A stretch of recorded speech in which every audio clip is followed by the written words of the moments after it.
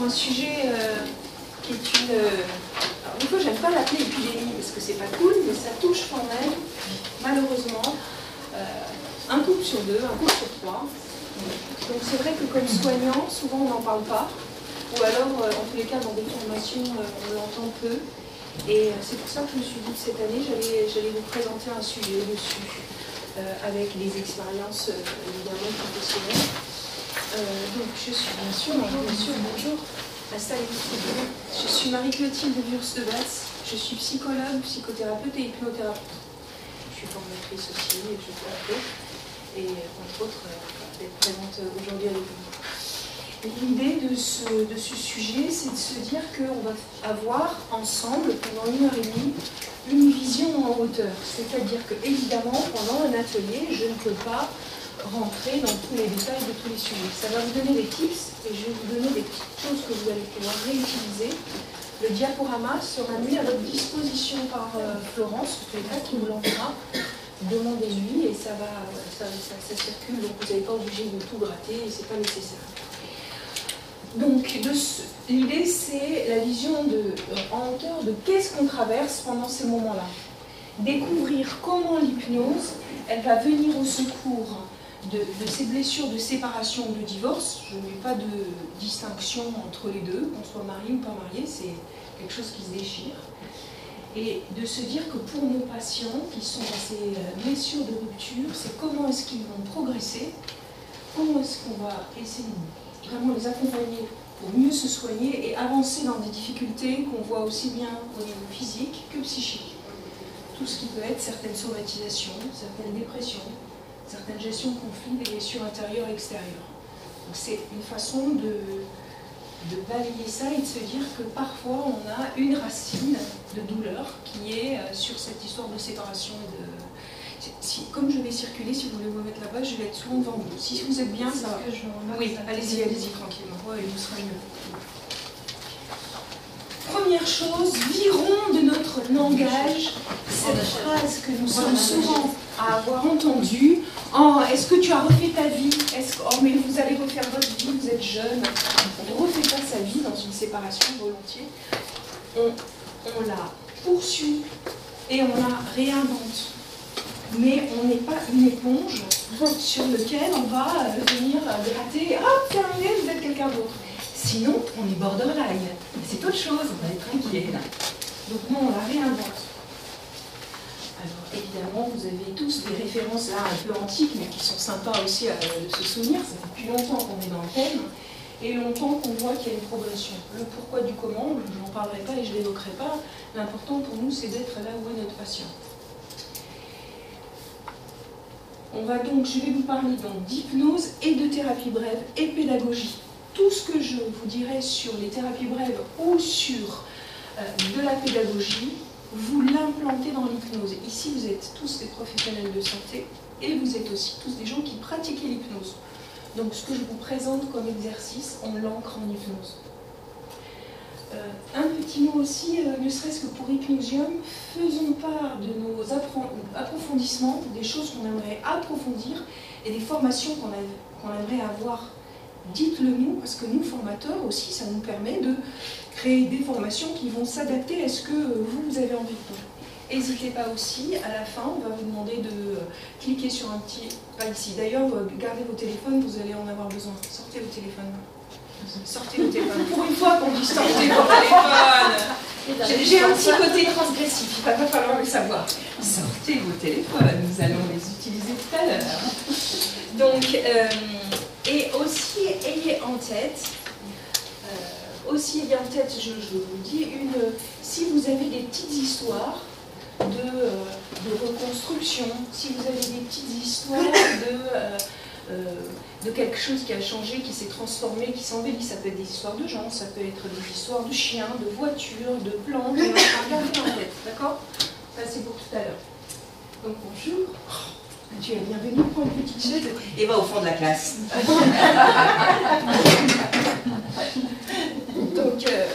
Donc, quand vous aurez le questionnaire d'Hypnosium à remplir, mettez si vous avez des tips de formation que vous aimeriez. je vais vous parler là des adultes pour se reconstruire. Ce dont je vais vous parler, c'est aussi des techniques, des idées qui peuvent être employées pour des enfants et pour des adolescents. À vous de les mettre en place. La première chose qu'on doit se donner comme conseil de soignant par rapport à ces personnes qui arrivent en souffrance, je vais faire des petits rappels, mais je pense que c'est toujours important de les avoir. La première chose, c'est écouter son patient. On se pose et on l'écoute. On l'écoute là où il est. On ne projette pas ce qu'on est. On écoute sa souffrance comme elle est, avec ses mots. La deuxième chose hyper importante, c'est l'empathie. La différence entre la sympathie, souffrir avec, et l'empathie, c'est entendre pleinement la place de l'autre, la lui laisser et lui valider ce qu'il est. Bien sûr que ça, vous le savez, mais souvent, c'est important de se remettre en place parce que ce n'est pas des trucs qu'on a, c'est vraiment quelque chose qui accompagne l'autre. Et une chose essentielle aussi, c'est de ratifier la douleur. On ratifie la personne, on la ratifie dans ce qu'elle ressent au moment où elle ressent, même si nous, on pourrait se dire, oh, quand même, c'est un peu léger, rien du tout. Tu ratifies ce qu'il ressent, c'est sans ressenti, c'est pas le cas. J'aime beaucoup cette phrase de Milton Erickson, c'est un tiers du temps, je fais de l'hypnose, un tiers du temps, je n'en fais pas, et un tiers du temps, je ne sais pas ce que je fais. Pour moi, il faut être synchronisé et créatif avec la personne qu'on a, parce que on va rentrer en relation avec lui. Et c'est cette relation, tu nous en parlais, qui transforme aussi les choses, c'est la relation qu'on peut avoir. Faire du sur-mesure, ça aussi, je vous en ai parlé dans les autres ateliers. C'est pas du tout fait, c'est du sur-mesure par rapport à la personne, parce que tout ne parle pas à tout le monde. Comment on fait? Une chose importante, c'est d'accepter le temps. Souvent, on est dans une société où les gens vont vite, on passe vite sur les deuils, et pourtant, il faut un temps pour se reconstruire. Et ça aussi, le dire à la personne, ça va prendre du temps pour aussi vous réinventer. Ça ne va pas se faire en un zap, deux zaps, et voilà. Sinon, c'est pareil, c'est qu'on a un trouble de l'attachement. Où il faut un coup chasse l'autre. Vous avez entendu cette expression? Non, il faut du temps. Surtout quand la relation, elle a été enracinée. Les petits, pareil, c'est important, je pensais que c'était important de vous le dire, c'est le deuil d'une histoire de vie. C'est pas rien, une séparation. C'est quelque chose qui s'est inscrit dans une histoire qu'on avait pensé construire pendant longtemps. C'est aussi le deuil d'une histoire d'amour.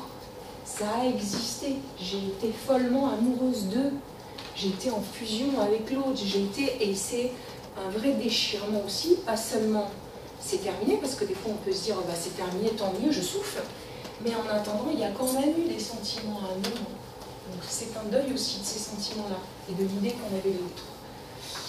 C'est souvent une guerre avec des blessés, avec aussi des dommages collatéraux. Ça aussi, c'est jamais unique. Et c'est dans les deux sens, celui qui part ou celui qui reste. Ça laisse des traces.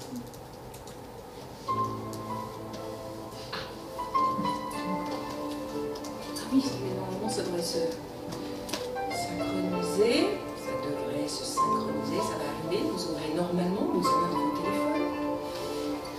Je vais vérifier un truc.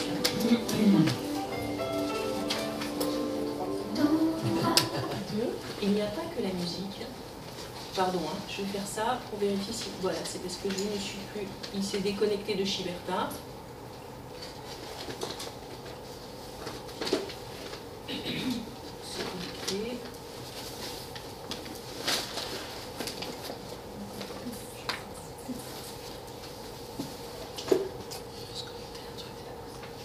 Excusez-moi, ça c'est... Voilà. Voilà. Alors.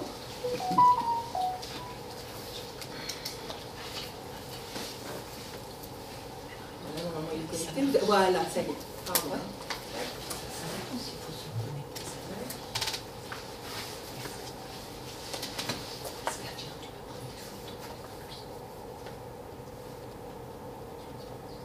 Donc vos téléphones, l'idée va être quelles sont les émotions que vos patients vont devoir gérer pendant le divorce. je vous demande de scanner le QR code. De scanner le QR code. Ah, ça marchait mieux hier. Vous me dites quand vous avez scanné le QR code et ensuite, oui, vous allez tomber sur une page et vous allez mettre tous les adjectifs qui vous viennent sur quelles sont les émotions que votre patient aura à gérer. Chaque fois que vous écrivez une émotion, vous validez. Vous me dites quand c'est fait. On ne peut pas vivre sans toi. Il reste encore une personne. Vous l'avez? Mais tu me fais peur, mais tu n'en finis pas. Comme un voleur, et je l'ai dit Ça marche? Ah, pardon, ça va mieux. C'est bon? Faut créer un compte? Non, c'est fait, pas du tout. Si on demande mon adresse mail et tout. Voilà. Donc continuez à... Vous n'avez pas besoin de créer de compte, ça te mène... Ça marche, ça va. Donc les émotions peuvent être, quand c'est gros, c'est ce qu'on sent, c'est vraiment de la tristesse. On voit que la colère est très importante. De l'angoisse, de la noirceur, de la solitude, des peurs, de la déception, du dégoût, de l'abandon, de l'anxiété, de l'incompréhension, de la peine du rejet, de la rage. Et tout ça, c'est des choses que la personne va devoir gérer au travers de ce déchirement qu'elle reçoit, le ciel et les autres.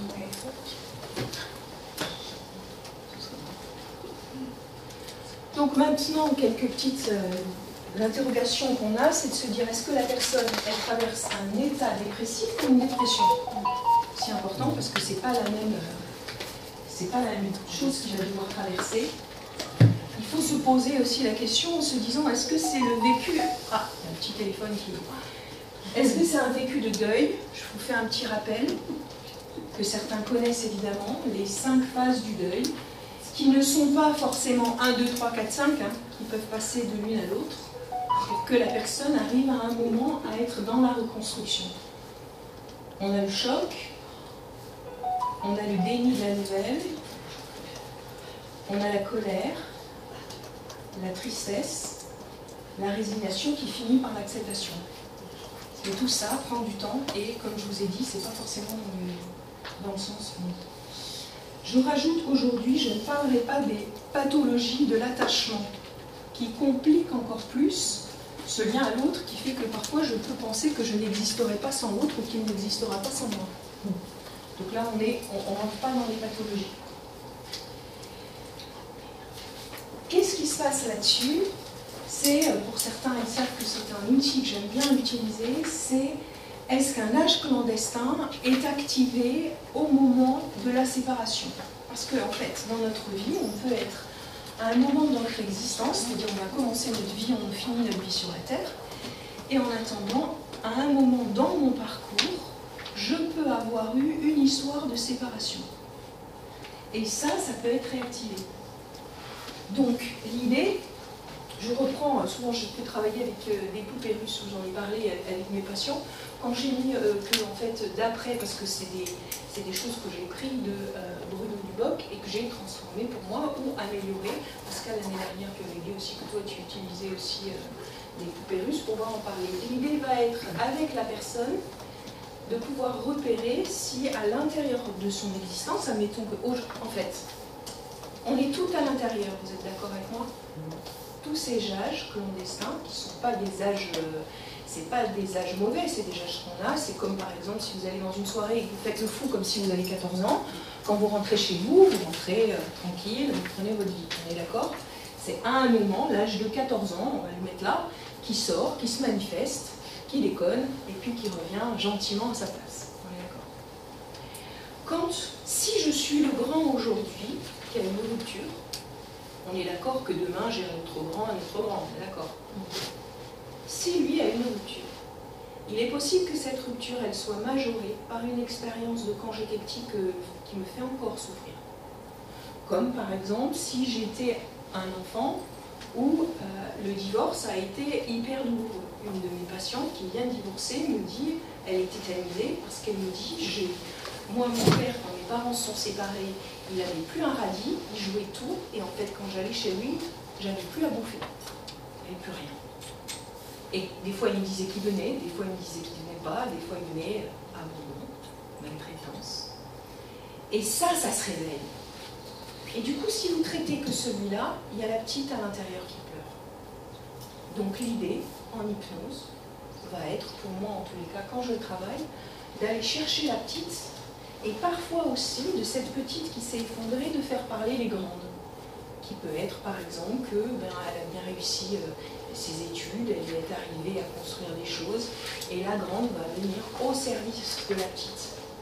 Pour expliquer aussi tous ces moments qui vont dans l'accompagnement de la reconstruction et de ce qu'elle a pu réinventer déjà d'autres dans sa vie. Donc de s'appuyer aussi sur des expériences passées qu'elle a eues. Elle sait le faire déjà.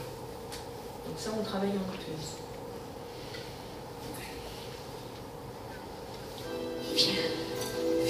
Il peut y avoir aussi des troubles post-traumatiques. Alors ça, c'est l'éminent docteur Edweglet. Vous allez avoir la douleur. Ah oui, oui. Puis après, je me ferai la tête si c'est pas bon. C'est de se dire qu'en fait, on peut avoir des moments où l'annonce du divorce provoque un trouble post-traumatique chez la personne. Je me souviens d'un monsieur qui est venu me voir, il était en boucle avec l'annonce de sa femme, où il est resté les bras ballants et complètement satellisé, quand elle lui a dit « Je pars, je t'aime plus, je te quitte, je prends mes valises et je vais. » Et il est en boucle là-dessus. Si vous ne prenez pas en compte le fait que là c'est un trouble post-traumatique, vous n'arrivez pas à l'accompagner, ça va buter. Il faut d'abord travailler dessus, vérifier que c'est ça et travailler dessus. Comment est-ce que moi je travaille dessus? Je me sers de ces très belles revues que vous pouvez acheter chez les Satas. Et même faire dédicacer, et là il va m'en vouloir par mail. L'avantage avec l'hypnose, c'est contrairement à l'EMDR, moi je travaille avec les mêmes de Meglet, c'est que en plus du mouvement alternatif des yeux, on peut passer à l'hypnose ou passer de l'hypnose à qui est le Photoshop mental. Ce sont des... Je ne vais pas me... Je pense que c'est des formations que vous devez faire. Je peux en parler un peu, mais en fait, vraiment, il faut pouvoir le pratiquer longtemps. C'est très... Pour moi, dans mon métier, c'est très efficace. Voilà, c'est super performant et ça aide vraiment les gens. Et surtout, en fait, aussi à voir si c'est un trouble post-traumatique ou juste un mauvais souvenir. La grosse différence, c'est ça. On a tous des mauvais souvenirs qui ne sont pas des troubles post-traumatiques, qui peuvent être la même chose pour l'un ou pour l'autre, merci, qui peuvent être la même chose, le même événement, mais qui ne va pas se vivre de la même façon. Alors, comment on fait, maintenant, je vous ai parlé de façon théorique, maintenant, comment on fait pour passer d'une coccinelle toute cabossée à une coccinelle bien comme ça? Et là, je répéterai une phrase de quelqu'un que j'aime beaucoup qui dit la vérité dépasse la fiction, ou la réalité dépasse la fiction. Et ça, c'est une vraie coccinelle que j'ai photographiée, d'accord? Elle était comme ça. C'est trop fort. Merci. On ne refait pas sa vie, on la poursuit, on la réinvente. Et ça va être une phrase refrain que vous allez reprendre avec votre patient et que vous allez semer, c'est du saupoudrage. Vous avez l'impression de le dire beaucoup, allez-y, c'est nécessaire. Une des techniques que j'aime bien, c'est l'hypnose corporelle pour se réinventer. Vous allez prendre maintenant, avec cette personne-là, vous allez la faire réfléchir et avoir en tête, d'ailleurs c'est une expérience que vous pouvez même, on va la teaser tout à l'heure. Je vous ferai faire des petits exercices très courts. Comme vous êtes entraîné à l'hypnose, je vais... Les beaux moments de la vie d'après. Sur nos téléphones, on a plein de belles photos des beaux moments de la vie d'après. On a été chez les amis, on a taillé son arbre, on s'est occupé de ses petits-enfants, on a retrouvé du boulot, on a. Et on va pointer avec la personne quels sont les beaux moments de la vie d'après. Peut-être qu'elle vous en parle, peut-être que vous la mettez en hypnose, qu'elle le trouve, peut-être qu'elle va chercher elle-même plein de choses. Avec ça, vous pouvez faire ce qu'on appelle un tableau des jolies choses. Je le pratique de deux façons. Soit je fais vraiment faire un tableau des jolies choses et de l'après à la personne, chez elle. Soit ça peut être dans son téléphone de se mettre vous savez, où on met côte à côte un album de toutes les photos des jolies choses, mais en fait il faut que ce soit quelque chose que quand elle passe devant, elle dit « Ah ouais, ça c'est vrai, ah oui, ça c'est vrai ». C'est aussi quelque chose qu'on travaille en hypnose, d'avoir ce sourire que vous avez là, pour se souvenir de « Ça c'est à moi, ça c'est à moi ». Je repartirai, ça c'était les 10 ans des GHB. Donc ça c'est le fait de pouvoir prendre en même temps des photos, vous avez vu que j'ai glissé des photos perso, et de pouvoir travailler dessus. Et dès maintenant d'ailleurs je vais vous demander si vous voulez bien de faire un petit exercice avec moi, vous êtes d'accord? Vous installez confortablement. Et dès maintenant, en se posant comme vous avez l'habitude de faire de l'hypnose, simplement prendre le temps de se poser, de poser ses affaires. Et laissez vos yeux se fermer afin de faire venir à vos yeux, derrière l'écran de vos paupières, une image. Une image d'un temps agréable, de ce temps d'aujourd'hui, d'hier, simplement un moment de votre vie où vous êtes heureux. Un temps d'aujourd'hui que vous pouvez demander à votre inconscient de dès maintenant vous montrer. Et vous pouvez laisser votre tête se boucher lorsque vous allez se souvenir. Voilà, très bien. Très très bien. Prenez le temps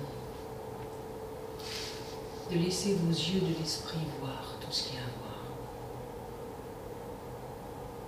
Peut-être êtes-vous seul ou accompagné. Laissez vos yeux de l'esprit voir ce qui vous entoure. Extérieur, intérieur. Laissez vos oreilles de l'esprit vous faire parvenir. Voilà, très très bien. Peut-être simplement tout ce qu'il y a de bon. Et dès maintenant, observez. Observez votre corps. Observez peut-être une assise particulière, une légèreté, ou un poids en étant bien ancré, agréable. Et c'est tellement bon de ressentir exactement ce que vous ressentez maintenant.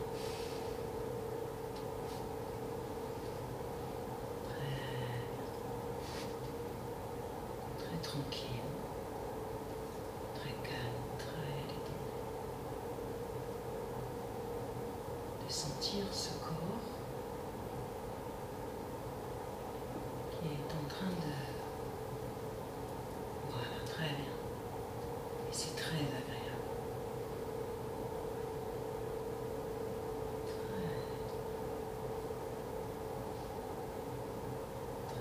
Et vous prenez... Vous savez que le temps de l'hypnose n'est pas le temps de la montre et qu'on peut en prendre tout le temps hypnotique qu'il nous faut. Alors que le temps de la montre, c'est parfois juste quelques secondes, quelques minutes. Prenez tout le temps hypnotique pour prendre tout ce qu'il y a à prendre de ce que vous venez de vivre. Prenez-le, prenez-le. Gardez-le à l'intérieur de vous, gardez-le à l'intérieur de vous. Chaque fois que vous en aurez besoin, vous pourrez le reprendre, chaque fois que vous en aurez besoin, prendre cette image, cette sensation agréable, chaque fois que vous en aurez besoin. Et vous pouvez revenir ici et maintenant, très calme, très détendu. Très calme, très détendu, pleine de tonus aussi, très calme. Voilà, très bien. Je vous prends en traître après le déjeuner. Donc ça peut être quelque chose qui ancre, donc quelque chose qui peut être plus corporel, et vous pouvez évidemment le développer beaucoup plus juste sur le ressenti et pas sur la pensée. Pardon, j'ai passé rapidement, mais les métaphores super importantes, qui peuvent être soit dans votre langage, mais ça peut être aussi par des images, qui sont par exemple, j'ai été me promener dans le Mercantour, et là, devant tous ces blocs de granit, une ouverture incroyable, où des petites fleurs, des petites campanules sont sorties. Comment elles ont poussé, j'en sais rien. Elles ont poussé alors qu'il n'y a pas de terre, alors qu'on a l'impression qu'elles vont sécher sur place, alors elles poussent, elles sont là. Ça me fait penser à un de mes amis aussi, qui a eu une séparation difficile. Et un jour dans le ciel, incroyable, ça ne s'invente pas quand même, hein. C'est pas retouché, un oiseau. Une liberté, autre chose. Saint-Jean-de-Luz, je vous promets, j'aurais craché, je l'ai trouvé. Une plaque d'égout, avec à l'intérieur, vous connaissez la fleur? Un bégonia. Comme quoi, dans la vie, parfois, d'autres aussi métaphores qui peuvent être, c'est une écorce d'arbre. D'autres qui peuvent être plus directes parce qu'elles vont raconter une histoire de cicatrisation. Parce que dans la vie, tout se cicatrise, tout peut toujours se cicatriser, tout se cicatrise, tout peut toujours se cicatriser, tout se cicatrise, tout peut toujours se cicatriser. Et vous restez avec une phrase en frein, régulièrement que vous allez mettre et semer chez la personne. Évidemment, vous lui expliquerez que si vous allez retaper sur une cicatrice comme ça va être compliqué. Laissez-la se cicatriser. Et vous pouvez même faire des choses comme, je ne sais pas si vous avez vu là, mais j'ai une grosse cicatrice. Non, c'est pas une cicatrice de suicide, c'est une cicatrice, j'ai une plaque dans le bras. Vous avez vu comme elle est belle? Devant, elle était énorme, elle était grosse, elle était maintenant plus rien. Juste un petit truc. C'est important un petit truc parce que c'est un événement quand même, vous êtes d'accord avec moi?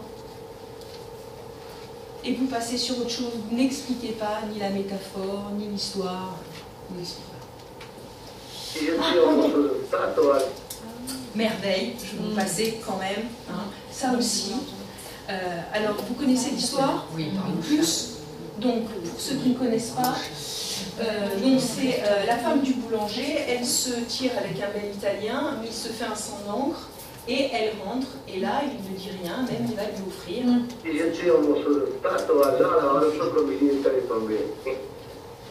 C'est le seul que j'ai fait, je l'ai fait pour toi.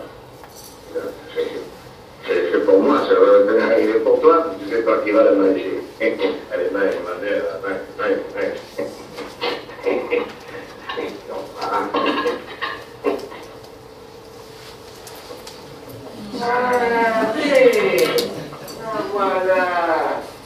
Voilà.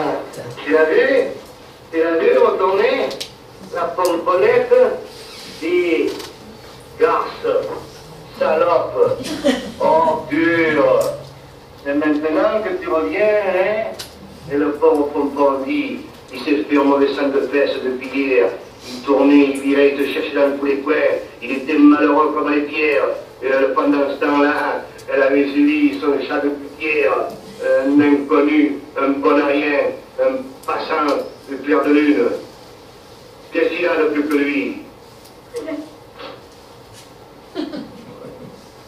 toi, tu réponds rien. Mais elle, si elle pouvait parler, si elle n'avait pas honte, si elle n'avait pas peur de faire de la peine. Extraordinaire. Pourquoi, attendez, avant ça, pourquoi je vous parle de ça? Parce que parfois, en fait, on est surpris de voir, ça peut être des enfants en tous les cas, qui jouent avec des camions, avec des trucs, et qui vous les explosent, ou qui déchirent leurs poupées, laissez-les faire. Il y a une expression de leur colère, ou de leur... et c'est l'histoire de pomponnette, hein. On les laisse faire, ça exprime, ça externalise quelque chose que j'ai à l'intérieur. Et du coup, c'est pas que en moi, je vais le laisser. On peut le parler ou on peut juste le laisser faire. Une autre technique que j'aime beaucoup, c'est l'histoire dans l'histoire. L'histoire en escalier, que j'ai appris de grand maître aussi. Si vous voulez retrouver une des histoires, alors ça c'est une histoire que j'ai faite justement, une histoire de confusion qui parle de l'inconscient. Elle se trouve sur Hypnose et thérapie brève, sur le 65. Et en fait, si vous allez sur mon site, vous pouvez cliquer sur l'image et vous avez le texte. Vous n'êtes pas obligé de vous procurer tout le bouquin. Si vous achetez tout le bouquin, c'est parfait. Mais si vous voulez le retrouver, vous le retrouvez comme ça.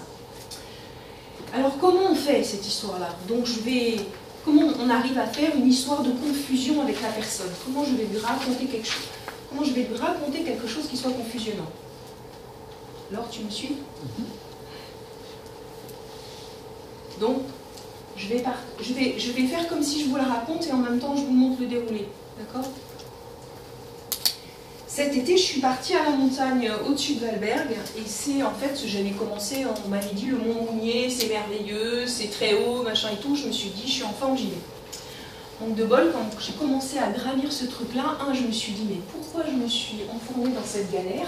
Tellement je trouvais ça compliqué et je commençais à râler comme un pou et me dire jamais j'arriverai jusqu'en haut, je vais complètement crever, je vais avoir mal partout, je vais me faire un lumbago, ça va jamais être possible. Tout ça c'est comme des fois quand on est en famille et les gens sont là, ils ont des idées qui sont différentes, qui vous disent que ça c'est bien, que ça c'est pas bien et en fait des fois on est un peu perdu sur ce qu'on soi-même on veut faire. Et d'ailleurs soi-même ce qu'on veut faire, des fois on n'en est pas sûr. Et en fait, ça me fait penser à un magnifique jeu, je pense que vous le connaissez, c'est un jeu en bois. Vous connaissez les jeux en bois? Est-ce que vous connaissez le jeu des caplas? Incroyable ce jeu des caplas, où en fait on ne sait jamais ce qu'on va faire, et en fait on peut faire des choses, vous avez déjà fait, qui a fait déjà des caplas? Caplas, oui, voilà, on fait les choses, on les fait, on les défait, on les refait, et c'est incroyable cette facilité de pouvoir reconstruire chaque fois quelque chose et réinventer quelque chose. Ça aussi, c'est à propos de réinventer. Alors, il y a une histoire par contre qui ne s'invente pas. C'est mon jardinier qui vient chez moi au printemps et qui commence à tailler les arbres. Est-ce que c'est le moment où on taille les arbres quand ils sont en fleurs? Vous êtes d'accord? C'est pas le moment où on les taille.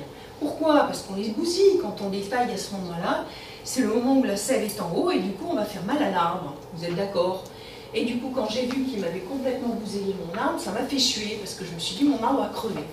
Eh bien pas du tout, figurez-vous, il a pu repartir. Parce que c'est très important, vous savez les arbres fruitiers, c'est très important de savoir quand on les taille, parce qu'en fait ça permet de savoir quand est-ce que quand on aura plus de fruits, comme les rosiers. Vous connaissez les rosiers, des fois il faut couper les choses pour que ça reparte, évidemment.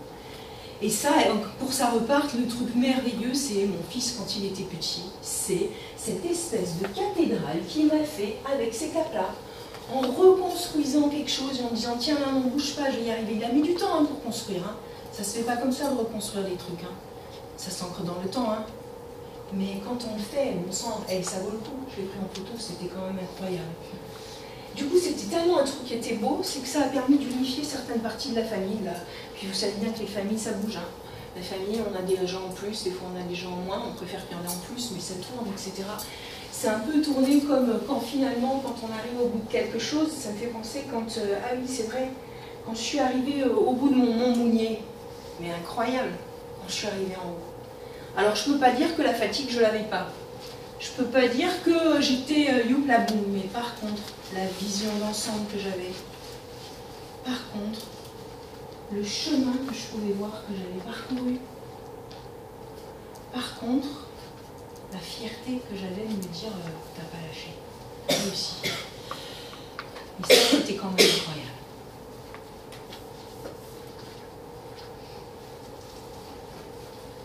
Et vous restez là-dessus. Dites rien.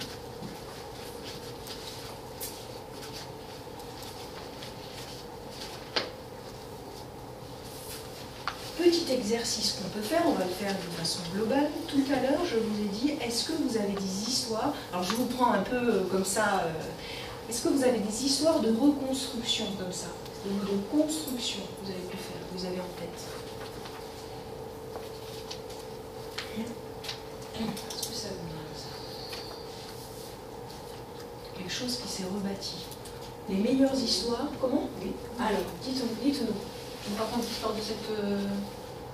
Une histoire. C'est soit une patiente, soit c'est pas. Mais c'est plutôt.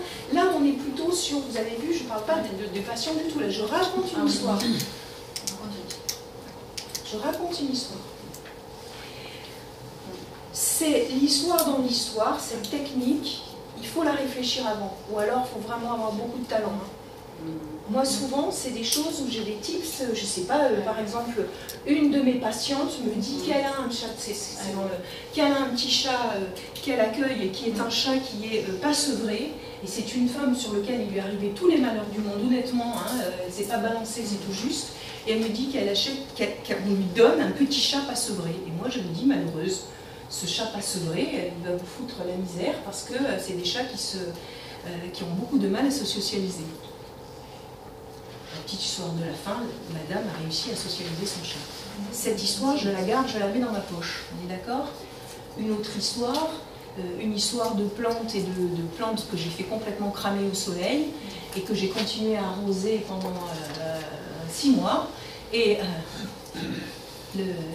la saison d'après, au printemps, elle se met à repousser sur les côtés. Cette histoire, je la prends, je la mets dans ma poche.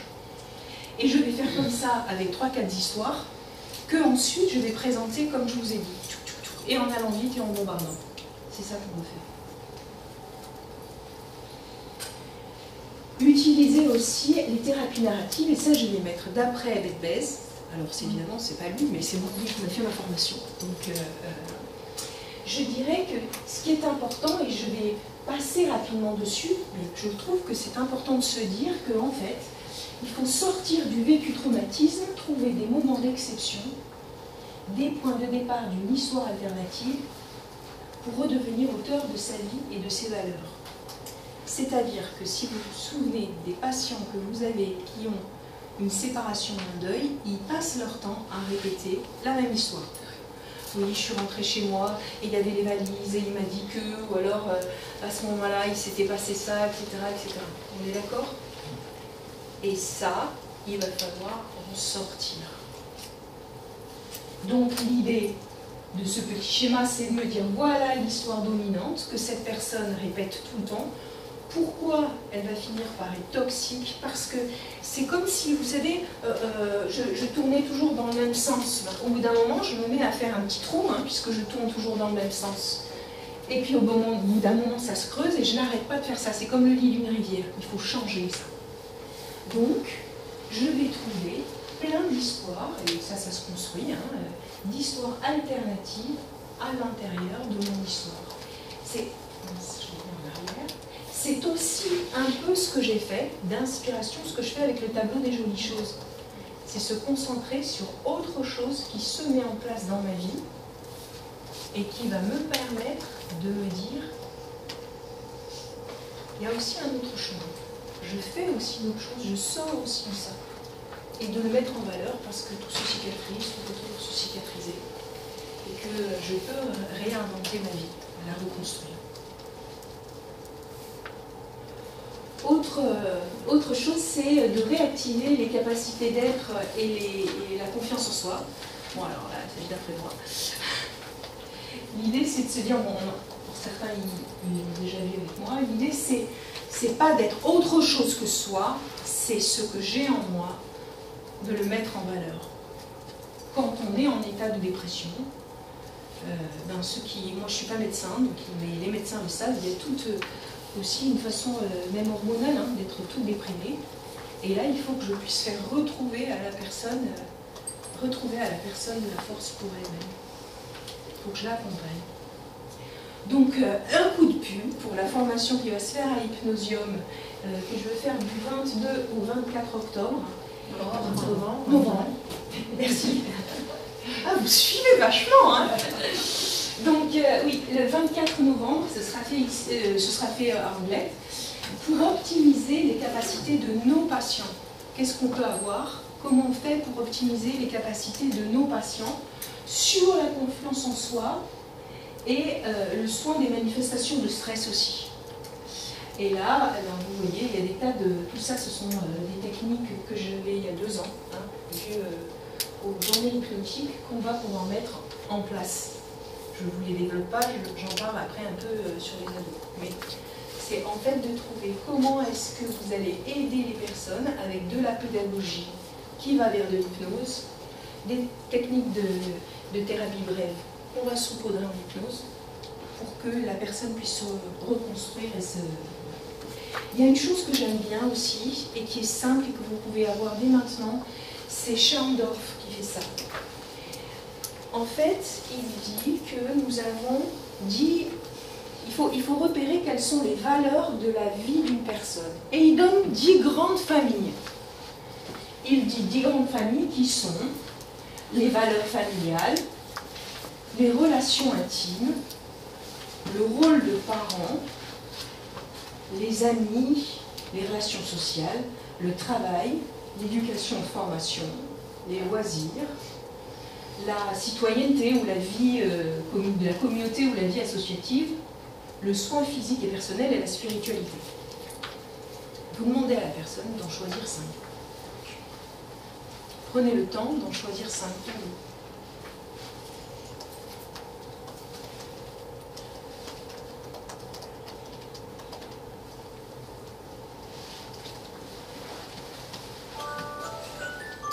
C'est moi, hein, c'est pas qu'on m'appelle pas, c'est pour me donner un timing. Voilà, vous en avez choisi 5. Et maintenant, vous allez vous-même vous dire si ça c'est la moyenne, où se trouve aujourd'hui le remplissage de ma jauge. Alors évidemment, si quelqu'un vous dit mais une des choses essentielles pour moi c'est la vie intime, il n'a plus de compagne, ça va descendre. Ce qu'on va essayer de lui dire, c'est où en sont les autres. Et il va pouvoir avoir comme ça quelque chose de très concret sur comment est-ce que, en fait, se placent ces valeurs. Et du coup, repérer par exemple que si pour lui, la vie familiale est très importante et qu'il se dit « Ah bah oui, la vie familiale pour moi c'est extrêmement important ». Et il se rend compte qu'en fait, il est au-dessous de la moyenne parce qu'il fait peu vivre ça. Vous pouvez l'amener à réfléchir à « Et pour votre vie familiale, qu'est-ce que vous pouvez faire? Qu'est-ce que demain, vous seriez heureux d'avoir fait ?» Et vous allez lui permettre d'avoir quelque chose de concret et quelque chose sur lequel il peut travailler, que vous pouvez travailler aussi les autres fois.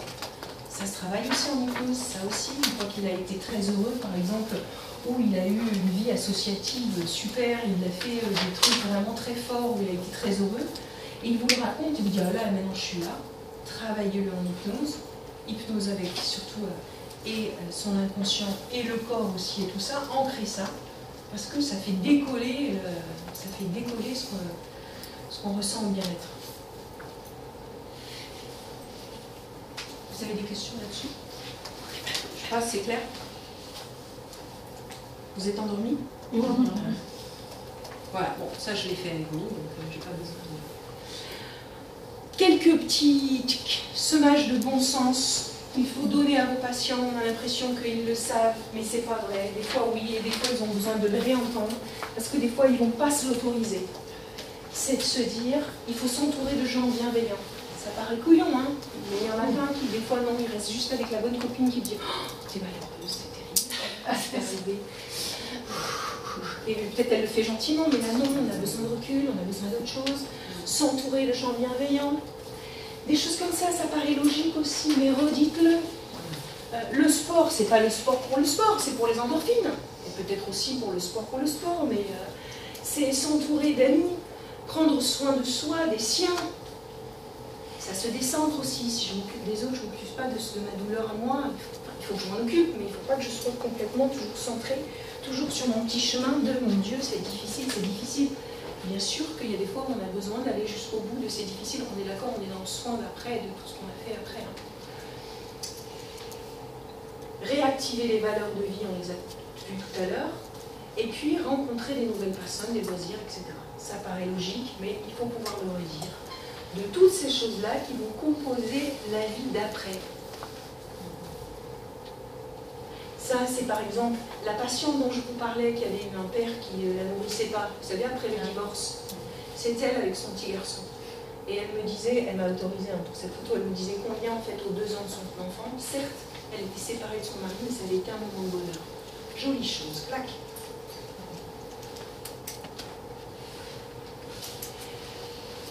Alors, là aussi, c'est des petits tips. Rappelez à vos patients que les séquences d'acceptation négative, ça nous met dedans. De toute façon, j'y arriverai jamais. De toute façon, je suis trop vieux pour rencontrer quelqu'un. De toute façon, il m'a complètement bousillé le cœur. De toute façon, allez, c'est parti. On est dans la pente. Aidez-le à être sur des séquences d'acceptation positive. C'est... j'ai déjà fait ça dans ma vie, je me suis relevée, je suis entourée d'amis, je suis tout ce qui correspond à elle, qui va lui permettre d'aller vers un autre chemin. Alors ça aussi, soyez chill. Pourquoi je dis ça? Parce que dans ces moments de séparation, en fait, il y a parfois, vous l'avez beaucoup noté, vous avez noté la colère, la haine, etc. Et parfois, on va se mettre à faire ça sur l'autre. Les parents sur les enfants, les parents avec les parents.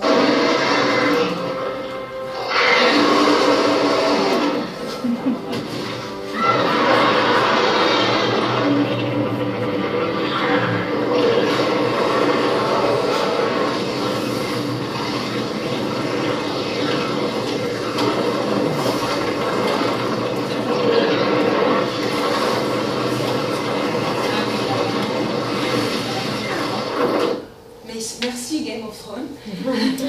C'était une maman qui en fait fait ça avec sa fille et elle me dit mais comment? En fait je lui dis que et elle me dit ma fille elle me dit rien. Je dis bah oui votre fille. Elle me dit oui mais elle est comme son père.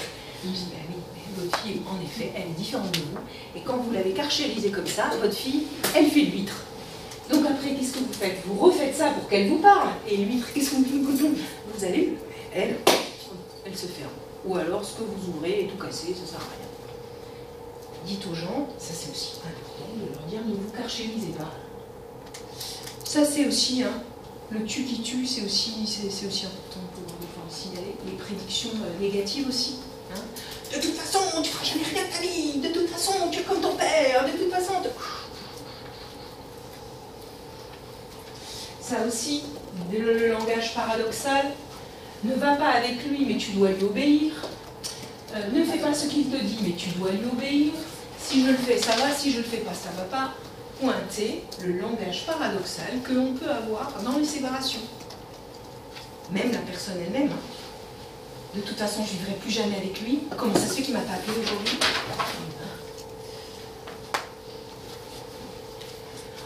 Bon, la boîte à clous, les pots de banane, pour certains, je leur ai déjà dit, il y a des mots qu'on dit qui sont des boîtes à clous, des pots de banane, je les mets toutes seules, c'est-à-dire par exemple, j'y arriverai jamais, je suis toujours en rupture, ça c'est des mots pots de banane, parce que forcément c'est moi qui me suis mis, et dans mon langage, je me mets dedans. Enlevez tout ça, parce que ça ne nous aide pas, l'inconscient me récupère. Dire la vérité sans s'acharner. C'est tout un art, dire la vérité de ce qui se passe sans s'acharner sur l'autre. La vérité, Dolto disait, sachez-le, dans une maison, les chiens et les enfants savent tout, surtout ce qu'on ne leur dit pas. J'avais un patient en fait qui avait eu, où le père avait eu une aventure, il avait eu un autre enfant en parallèle, et ce garçon-là, il y avait une fratrie de 3, le dernier, n'avait pas entendu parler de cet autre enfant illégitime. Et en fait, quand à 18 ans, son père lui a dit « Maintenant, je vais te raconter », mon patient lui a dit « Mais je le sais déjà depuis longtemps. » Tu ne l'as jamais dit, mais je le savais.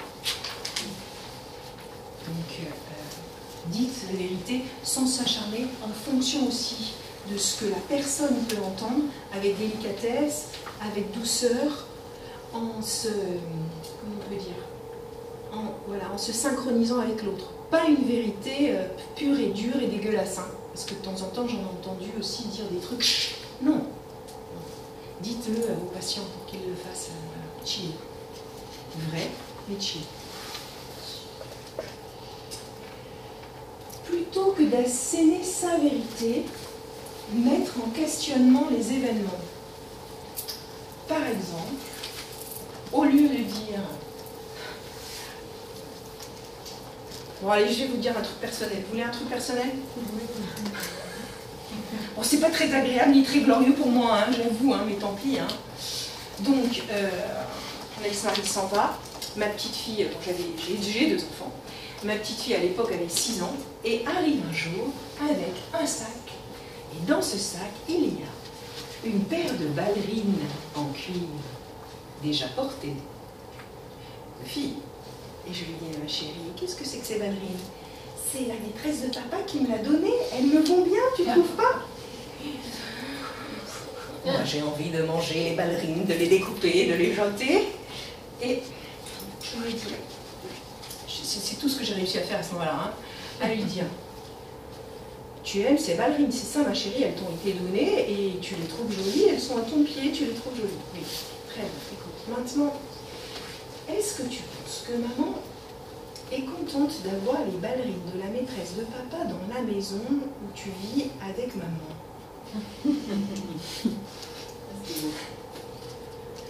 Elle m'a dit, non maman, je vais les jeter. Je ne dis pas du tout, elles t'ont plus, garde-les. Mais tu le sais. Quelques années ou quelques mois plus tard, elle a jeté les ballerines. Questionnez. Questionnez. Au lieu d'asséner, questionnez. Si l'autre vous dit autre chose, au moins vous avez dit les choses, vous avez questionné. Alors des fois on me dit, ah ouais, mais tu fais de la manipulation. Il y a des ostéos parmi vous? Il y a des kinés parmi vous? Des fois il faut aussi, c'est pas une manipulation pour le mal, c'est une manipulation pour cadrer, redresser, etc. C'est un bon moment, c'est une... Gardez en tête aux patients de se souvenir que l'enfant, il est le fruit d'une belle histoire. Ça, c'est important qu'on ait en tête parce qu'on oublie. C'est le fruit d'une belle histoire. Aidez à voir ce qui est ou a été beau chez l'autre. Parce qu'il y a eu des choses belles. Pourquoi? Parce que sinon on se fait harakiri avec notre histoire tout seul. On n'est pas tous des masos, elles ne sont pas masos, ils ne sont pas masos vos patients. Il y a eu quelque chose de beau à un moment. Et de le faire reconnaître. C'est souvent difficile, mais c'est aussi quand quelque chose est proposé par l'autre. Apprendre à visualiser quelle est la bonne intention de l'autre quand il le propose. Je vais vous donner un exemple qui paraît un peu fou, mais je vous le donne quand même. Un jour, un de mes patients vient en disant de toute façon, moi, la fille que j'ai eue avec cette femme, si elle crève, j'irai pisser sur sa tombe. Alors, je lui dis, écoutez, ce que j'ai compris et ce que vous m'avez dit, c'est que en fait, vous avez eu des relations sexuelles avec cette femme, vous n'aviez pas l'intention d'avoir un enfant avec elle. Vous aviez demandé, est-ce que vous ne l'aimez pas? Et elle a voulu avoir un enfant et vous vous êtes senti trahi par cet enfant qui voulait. Et là, vous vous dites que vous n'avez pas du tout envie de payer la pension alimentaire parce que c'est un enfant que vous n'avez pas décidé avec lui. Est-ce que c'est bien ça? Tout à fait, c'est tout à fait ça. Bien. De mon côté, et là je place ce que je pense du fait de l'innocence de l'enfant qui, lui, par contre, dans la... comment il a été créé, il n'y peut rien. Donc, mais... pourquoi je dis ça? C'est que la bonne intention de l'autre, au départ, je lui ai montré, en effet, quand il est en colère, il a une bonne intention qui est son positionnement. Est-ce que ça conduit à quelque chose de bien? Non, je vais lui dire, mais pas tout de suite. Donc de penser à ça aussi.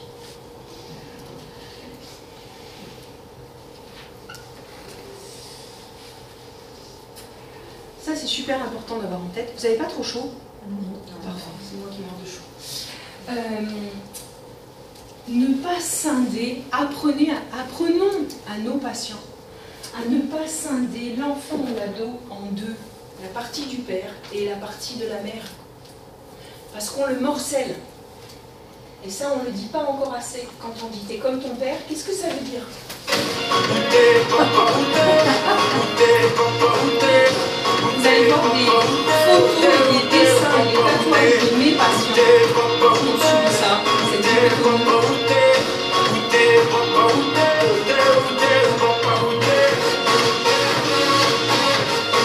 Comment vous faire si l'enfant déteste une partie de lui-même?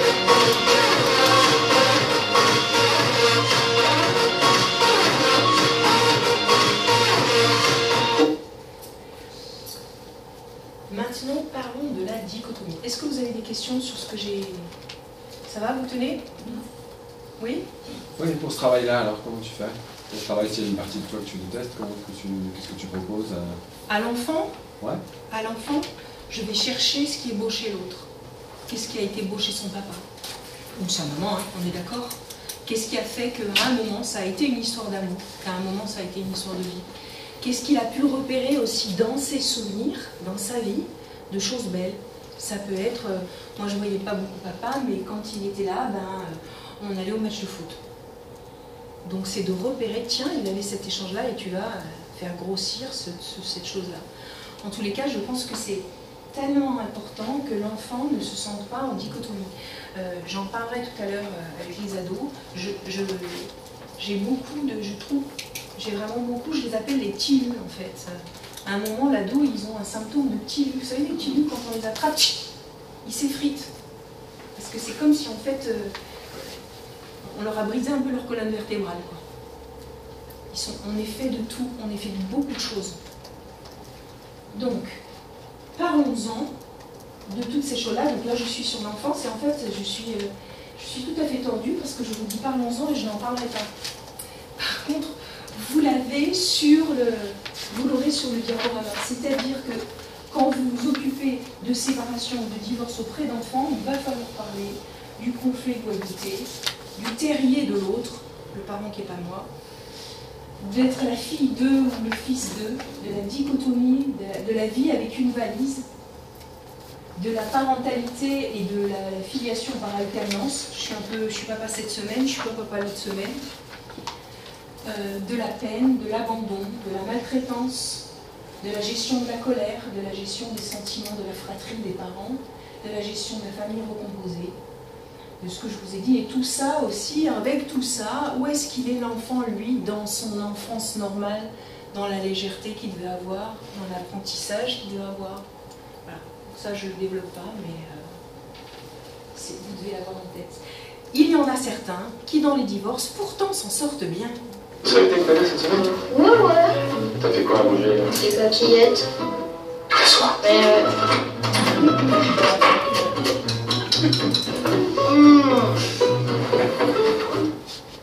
Tous les soirs? Et ouais, des coquillettes.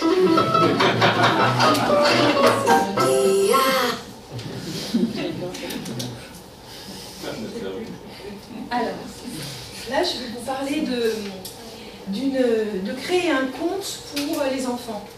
Donc, l'idée va être, je vous explique la technique, d'accord? N'hésitez pas à faire les formations hypnosium de conte à métaphore là-dessus.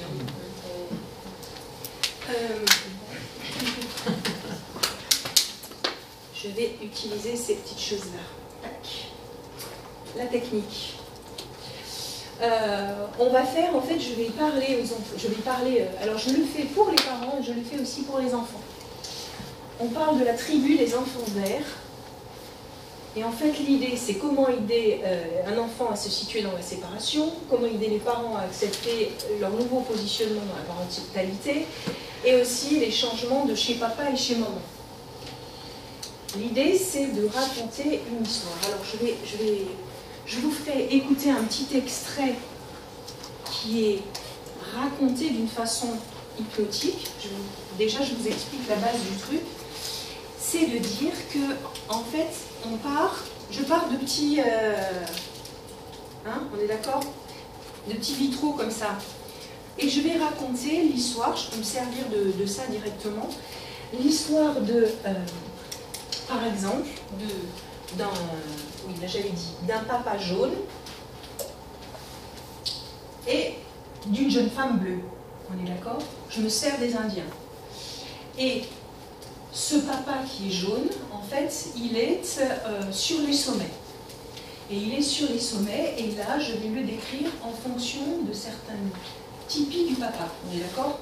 Par exemple, le papa, il est très sportif, il fait beaucoup de choses, il voyage. Et là, dans mon indien père masculin, l'indien père masculin, il va partir à la chasse, être très actif, partir des journées, dormir dans un tipi, le déplacer, etc.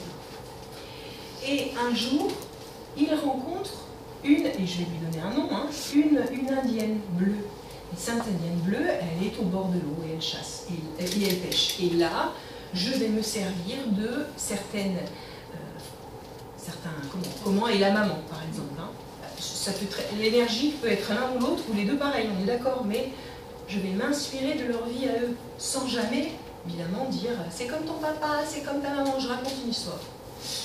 Et lorsque, et là je vous la fais courte, vous avez compris, lorsque jaune rencontre bleu, ils font, quand ils sont ensemble, un petit ver. Et ce petit ver, il va exister et il va devenir, il faudrait que j'arrive à l'attraper ici, lui par contre, il est pour toujours complètement vert. Cependant, des fois dans la vie, les choses se séparent et on a, quand les gens se séparent, en fait au début, quand ils sont ensemble, ils sont verts, hein, vous êtes d'accord avec moi, hein, on est tout pareil, on est tout machin, on se sépare, on redevient bleu ou on redevient jaune. Et du coup, toute l'histoire va être sur l'acceptation de quand petit ver va chez maman bleue, il devient un ver un peu plus bleu. Et quand il retourne chez papa, papa doit accepter que son petit ver, il est un peu plus bleu. Il va mettre un peu de temps pour évidemment recommencer à être. On est d'accord, ce passage-là est important. C'est ce que j'appelle le terrier de l'autre. De sentir le terrier de l'autre. Parce que l'enfant, il est pour rien. Et lui, il est vert parce que eux, ils se sont mis à faire du vert. Et il restera vert, il a le droit d'être vert. Et il a le droit d'avoir les deux. Et donc, cette histoire est racontée. Je vous fais écouter le début. Alors, c'est pas ça. Quand on raconte une histoire hypnotique, en tout cas, c'est comme ça que je le fais. Je peux mettre la personne en état d'hypnose. Je peux aussi lui raconter. Vous allez voir que le rythme est je n'ai pas besoin de vous expliquer ce qu'est l'hypnose. Laisse-moi te raconter cette histoire. Elle vient du fond des âges. Une époque passée où les tribus indiennes vivaient chacune suivant sa propre nature. La tribu des jaunes vivait sur une haute montagne touchant presque le soleil. Ils étaient des chasseurs et des coureurs de bois.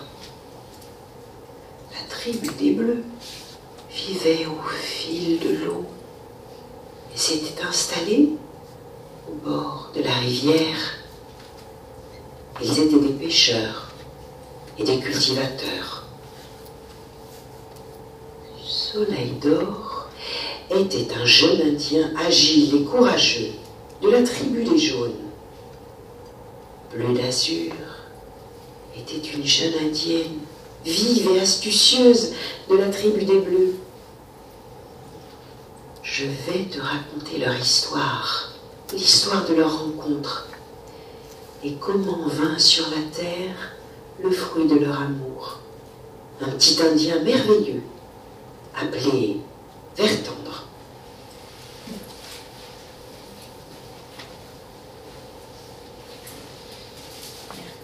Pour les ados, l'histoire va être en fait de pouvoir trouver,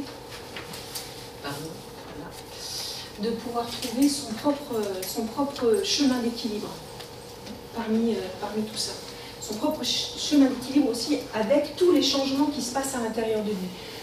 Je ne vais pas reprendre des choses qui avaient été vues il y a plusieurs années. Vous pouvez aller sur le site d'Hypnosium. Il y avait Bruno qui m'avait interrogé sur comment fonctionnaient les ados. Donc allez écouter si vous avez envie d'avoir un peu des informations dessus. Il allait faire un beau reportage. L'idée aussi est de savoir que chez les ados, on a des grands changements et des grands bouleversements émotionnels. Merci, vice-versa 2. Votre petite Riley grandit tellement vite. Désolée. Je vois vraiment pas ce qui pourrait arriver. Salut, je suis anxiété. Et je les mets où, mes affaires? Une nouvelle émotion. Oh, désolée, les autres et moi, on voulait faire bonne impression. Les autres, c'est qui? Je suis Envie. Oh, j'adore tes cheveux. Je sais, oui, touche pas. Et voilà Ennui. Ennui? Oui, l'ennui, c'est le nouveau mal du siècle. Comment tu t'appelles, mon grand? Je vous présente Embarras. Super, bienvenue dans le quartier cérébral, Embarras. On se fait un petit check? Oh, non? Non, top là. Ah, t'es les champs. à moi de toi. D'autres aussi émotions qui arrivent sont intéressantes. Nous avons tous une mission. Toi, tu fais le bonheur de Riley, Tristesse la rend triste, Pearl la protège de tous les dangers qu'on voit venir, et mon travail, c'est de la protéger de tous les dangers qu'elle ne voit pas venir. Je te projette, je prépare l'avenir. Attends, je vais te montrer, tu vas adorer. Je me suis toujours demandé à quoi servait ce truc. Ok, alors mon équipe enregistre les données et ensuite on n'a plus qu'à étudier toutes les options. D'abord, on prend pas le stage au sérieux, on fait l'idiote avec Brie et Grace. Riley tape la honte devant Val. Elle n'impressionne pas la coach, il ne devient pas une firebox et finit par débarquer au lycée sans une seule amie. Elle déjeune toute seule, il n'y a que les profs qui savent comment elle s'appelle. Horrible, toi et mon bel copain. C'est une histoire tellement triste. Cette histoire n'a aucun sens. Oh, je te l'ai dit, j'adore ton énergie, mais tu le dramatises. Je suis sûre que ça n'arrivera jamais. Ouais, ok, c'est toi qui décides. Ça, c'est vice versa 2. Il est vraiment très bon sur tous ces sentiments qui viennent parce que même si c'est dit d'une façon très humoristique, ça permet de se dire qu'il y a vraiment des choses qui changent, évidemment physiologiquement et mentalement à l'intérieur de l'ado. Pareil, parlons-en et je vais faire encore le même. Je ne vais pas vous en parler. Je ne vais pas vous parler du modèle identitaire qui change et qui n'est plus les parents. C'est terminé. Faites une croix dessus. C'est son groupe social, c'est ses copains.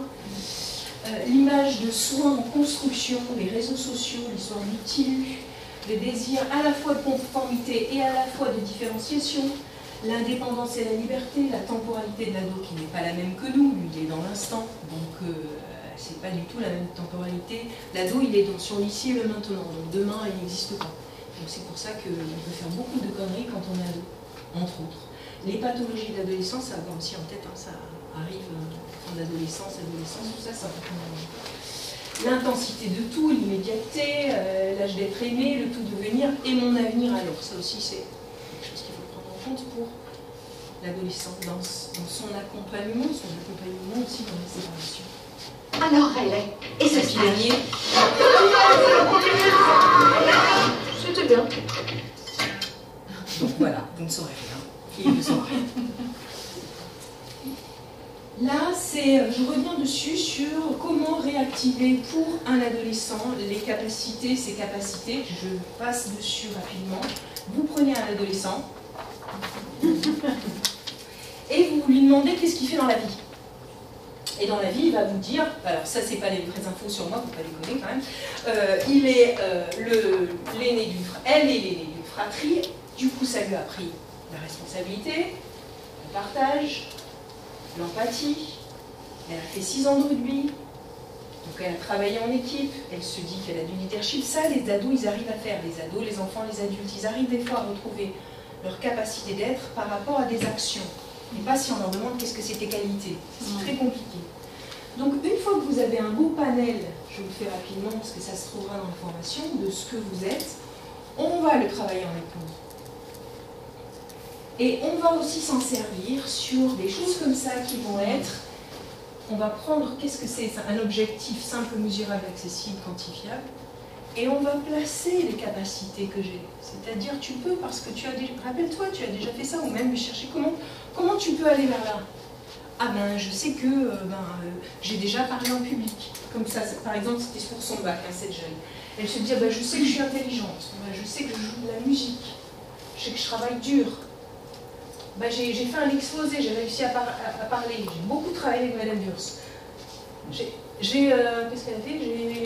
J'ai vu mes progressions. Tout ça, c'est du Yes 7, c'est des séquences d'acceptation, et ça remet la personne en mouvement par rapport à quelque chose qui fait partie d'elle. Autre idée, ça c'est un truc que j'ai trouvé cette année et que j'ai trouvé... on parle, vous allez voir tout à l'heure, je vous donne un exemple, on parle d'une capacité d'être que je sais que j'ai. Ça peut être pour un enfant, ça pourrait être pour un ado, peu importe, hein, d'accord? L'ouverture d'esprit, évidemment, pour un enfant, on ne dira pas ouverture d'esprit, on est d'accord? Mais l'ouverture d'esprit. La personne, elle a repéré qu'elle est ouverte d'esprit. Ce qu'on a repéré, on va le laisser germer. Vous pouvez le travailler aussi en hypnose, ça. On travaille en hypnose. Repérer que, en fait, j'observe comment cette capacité s'enracine dans ma vie, comment elle me fait évoluer. Je vois qu'elle me fait évoluer et je vois que de cette capacité d'ouverture d'esprit va sortir une action qui est « je sais me remettre en question ». Par exemple. Et on va se retrouver avec la personne qui peut voir qu'en fait, comme elle est ouverte d'esprit, elle a pu aussi apprendre de nouvelles choses dans sa vie. Et bien, comme elle est ouverte d'esprit, elle voyage, et en fait, elle est mobile. Elle n'est pas immobile, elle fait faire plein de choses. Et aussi, elle est sociable, et aussi, elle sait se remettre en question. Je vous donne un truc fabuleux pour ça. Un jour, une dame, j'étais avec Jérôme, et je le doublais pour une initiation, et il y a une dame qui était une des stagiaires qui dit de toute façon, moi, je suis psychorigide, j'y arriverai jamais, je suis psychorigide. Je mange avec elle, et elle me dit que sa fille, qui a 15 ans, elle avait très envie de partir au Canada faire des études, et qu'elle allait laisser partir faire ses études au Canada en vérifiant, et qu'elle a sa fille une fois par semaine, mais qu'elle lui fait confiance et qu'elle la laisse. Ben voilà, vous avez tout compris. Et du coup, je lui ai dit, mais non, vous avez cette capacité de faire confiance, il me semble que là, vous avez ça, vous savez avoir confiance, vous savez lâcher, vous savez tout. Et la dame, elle est rentrée en hypnose, formidable, c'était parti. On avait trouvé une ouverture d'esprit, alors qu'elle se bloquait. Pas du tout, elle était ouverte d'esprit. Donc en fait, je suis un peu obsessionnelle. Vous allez avoir des choses comme ça que vous allez pouvoir travailler avec votre patient, c'est aussi une relation de diaporama, qui en partant d'une capacité d'être, de se dire qu'est-ce que ces capacités d'être, en fait, il va découler comme ça des graines d'ouverture d'esprit et de plein de choses. Toutes ces choses-là qui viennent d'ici. Donc, vous permettez à vos patients, par de l'hypnose, par des techniques de thérapie, par ce que vous voulez, vous permettez à vos patients d'avoir quelque chose qui va germer à l'intérieur de lui, qui fait partie de ce qu'il est, pas de ce qu'on dit. C'est pas du coaching, on est d'accord? Du coaching, c'est je te fous un coup de vernis. Là, c'est vraiment ce que moi j'ai à l'intérieur, ce que je vais faire grandir. Et comment nous, on peut accompagner le patient dans cette ouverture. Ça, on ne le fera pas aujourd'hui. Alors ça, c'est mon dernier exemple d'une jeune que j'ai eue. Elle s'appelle Lisa. Elle est préadolescente et pourtant super cortiquée. Son papa, ses parents sont divorcés, son papa est en prison. Il est en prison pour des faits qu'il répète régulièrement, etc. Il a sûrement un trouble de l'humeur, et la petite le dit, elle dit c'est pas possible que ce soit pas... Et elle est pleine de choses qu'elle voudrait lui dire et qu'elle n'arrive pas à lui dire. Et elle me dit, mais je dis, mais est-ce que tu sais ce que tu voudrais lui dire? Elle l'exprime, oui, elle l'exprime, mais tout emmêlé. Et parfois, en fait, dans ces ruptures, on a besoin aussi de parler de l'impensable, de la mort, de l'abus, des maladies mentales, des choses. Il faut trouver un chemin pour qu'on puisse en parler. Donc, cette petite, en fait, commence à parler avec moi. Je parle des capacités. Enfin, elle de quelque chose qu'elle est, qui est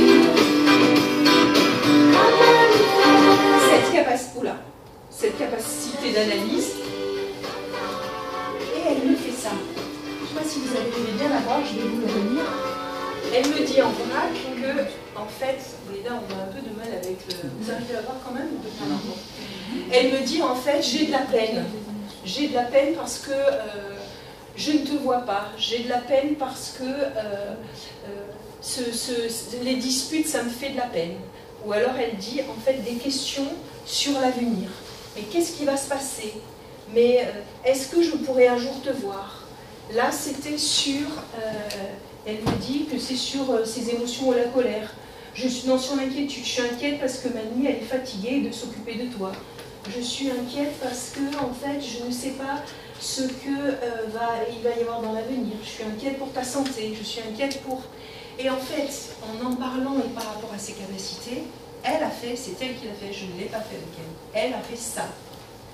Et elle l'a donné à son père. C'est une façon d'externaliser la chose, de la poser sur une œuvre, de dire les choses joliment et de l'offrir.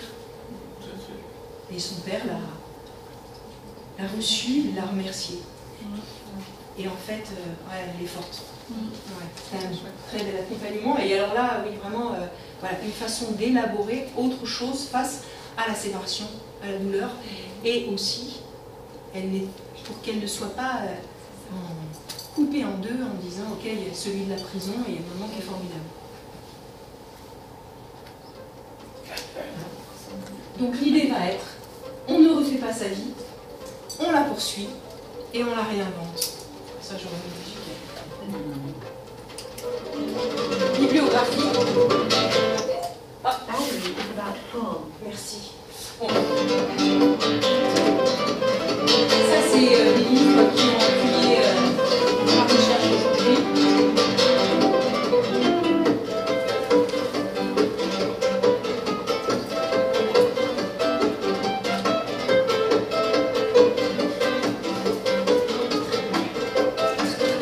Nous avons deux auteurs de ce... Voilà, hein. Si vous avez des livres à faire...